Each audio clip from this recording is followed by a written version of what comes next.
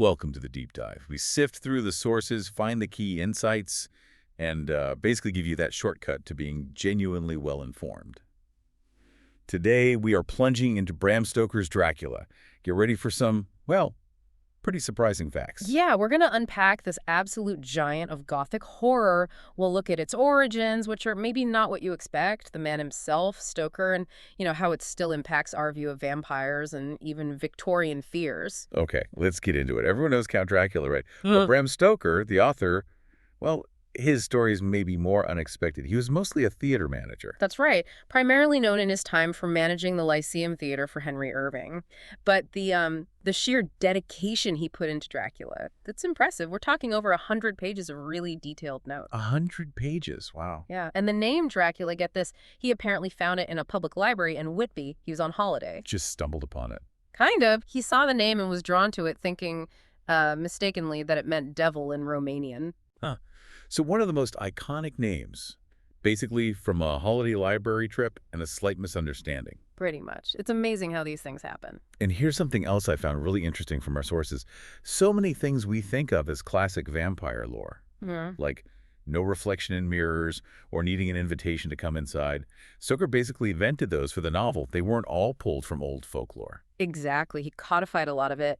And that popular connection people make between Count Dracula and Vlad the Impaler. Yeah, everyone assumes that's the direct source. Well, recent scholarship says that connection is tenuous, is the word they often use, much weaker than we generally think. Tenuous, okay. So if Vlad wasn't the main blueprint, what was influencing Stoker? Well, definitely other literature. You had Polidori's The Vampire, Le Fanu's Carmilla. Those were important predecessors. Right. But a really compelling idea is that his own boss, the actor Henry Irving. The famous act. Yeah. Irving's like tall, lean, that aquiline nose. Many believe that inspired Dracula's physical description. Stoker was drawing from the theatricality right in front of him. That makes a lot of sense, actually. But Dracula isn't just a scary story, is it? It seems to tap into something deeper about the time it was written. Oh, absolutely. If you look at the bigger picture, the novel is just drenched in Victorian anxieties. Critics dig into its portrayal of what they term non-procreative sexuality, which was a huge taboo. Meaning sex not for having kids. Exactly. And even sort of subtle homoerotic undercurrents. Some scholars connect these themes to Stoker's own life, maybe his letters or friendships, reflecting societal unease with anything outside strict norms. And it wasn't just about sex, right? There was also that whole new woman thing happening. Yes, precisely. Women were gaining more independence, socially, economically, and that made Victorian society, well, uncomfortable. So characters like Lucy Westenra. Some scholars see her as almost being punished. That's one reading, yeah. Punished for being too sexually assertive, too modern. Her defeat by the men, the vampire hunters, is seen by some as sort of symbolically putting things back in order, reasserting male supremacy. And the Count himself coming to England. That's often read as an allegory for reverse colonization. This fear in a British Empire may be feeling its age that the other, the colonized, could come back and corrupt or overwhelm the homeland. So like deep anxieties about foreigners, about racial purity, xenophobia, basically. Right. Xenophobia, fears of degeneration, and some critical analyses even point to, well, anti-Semitic tropes and how Dracula is sometimes described. His appearance, his parasitic nature echoing stereotypes of the era. Wow, okay, so it's packed with all these layers. No wonder it's had such a massive impact.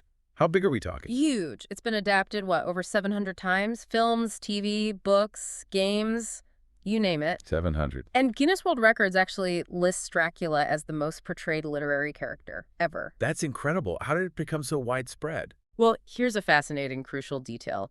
It seems Bram Stoker didn't correctly file the U.S. copyright for the novel. He didn't. What did that mean? It meant Dracula essentially fell into the public domain in the United States almost immediately.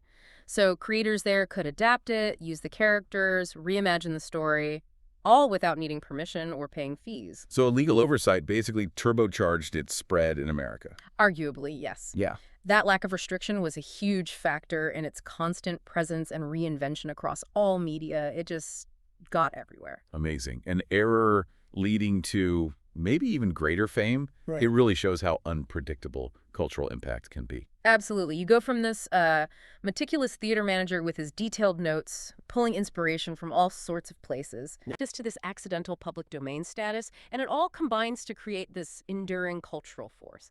Dracula is just such a testament to that. It really makes you wonder, though, what if Stoker had secured that U.S. copyright? If access had been restricted, controlled, would Dracula still be the globally recognized icon he is today? Or would we have a totally different vampire legend now? Something for you to think about until our next deep dive.